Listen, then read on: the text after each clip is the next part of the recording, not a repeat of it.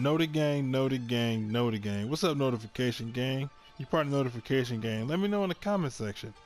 So today we're back in the Arizona Cardinals offense, and what we're gonna do today is I'm gonna show you guys how I like to use a run play from the Gun Bunch Halfback Strong to attack some of the meta defenses. So we have the nickel 335 odd here, the LB cross 3 show 2, and the formation is the Gun Bunch Halfback Strong.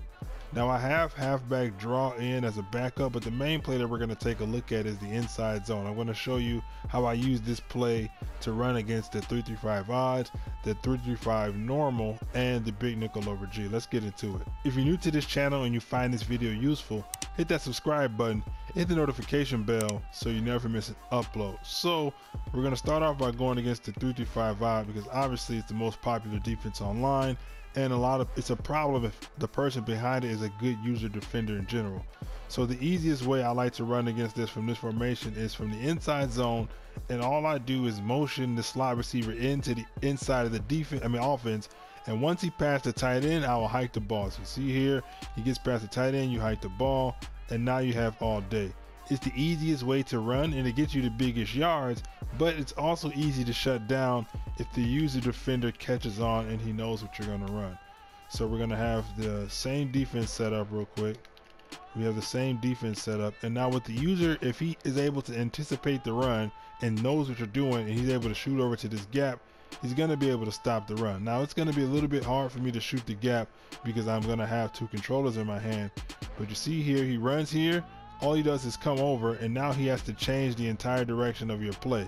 Now that's a quick read by the computer. The computer made that jump right there, but do you think that you're going to be able to be fast enough to recognize that the user has jumped over there, closed off that lane, and be able to cut back that fast? I mean, you'll be able to get that by accident sometime, but I know I'm not good enough to be able to diagnose that right away at that instant like that. So let's go ahead and set up the run one more time, and I'll show you guys. Hopefully I can get it to where we come over. So yeah, see how easy it is to shoot over just like that? So if your opponent is able to do that, there is another way to run it to where even though he's trying to shoot it, you can still run it. So you set up the base defense again.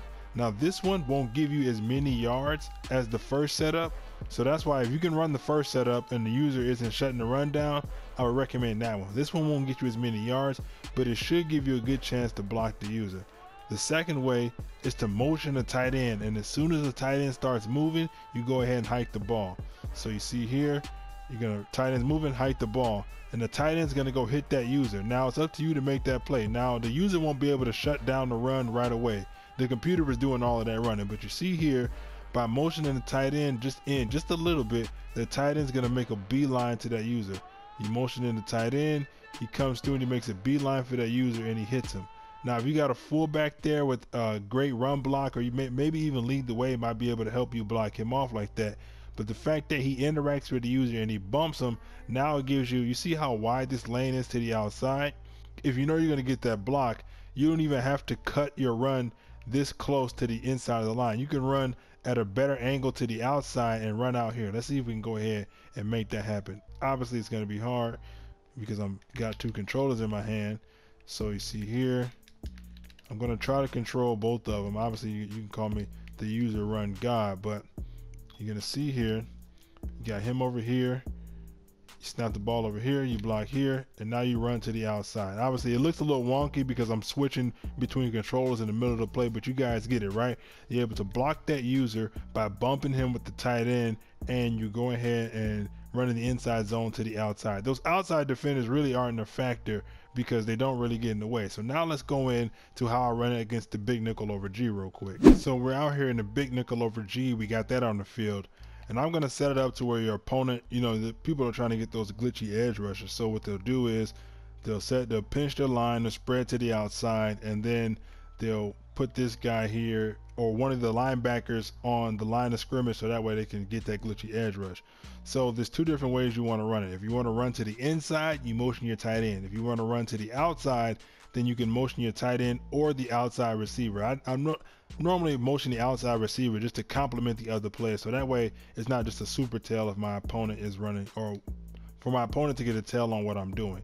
So the first way to run to the inside with the tight end, you motion him, and as soon as he starts moving, you snap the ball. That tight end's going to be on like a little bubble, and then it's going to be like a little power blocking, and you run to the inside.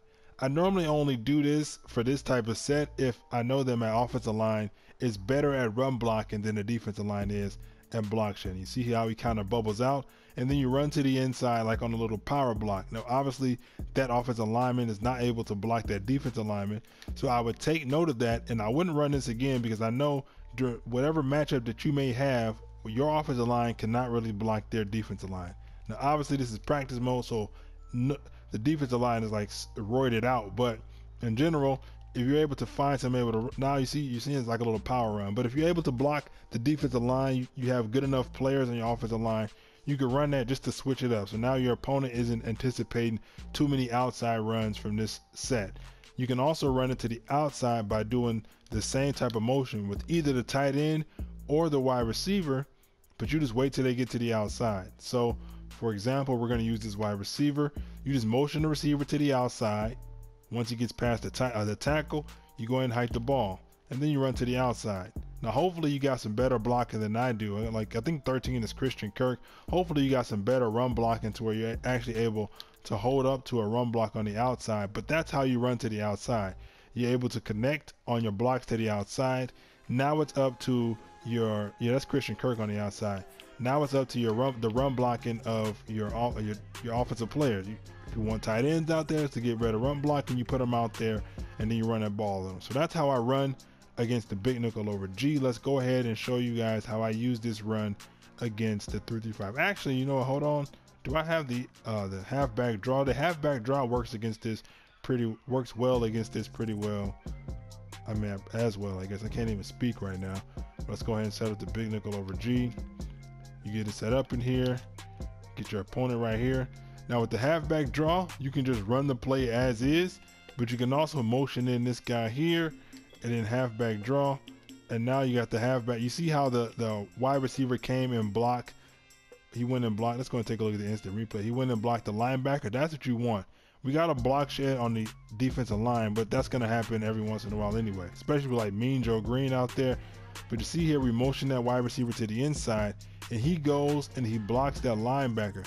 That's, in my mind, that's gorgeous as a run blocking play, because you see here, now the front seven is blocked. The two linebackers got blocked, and the front seven is blocked. If we're able to make it through that gap, we're going straight to the second level.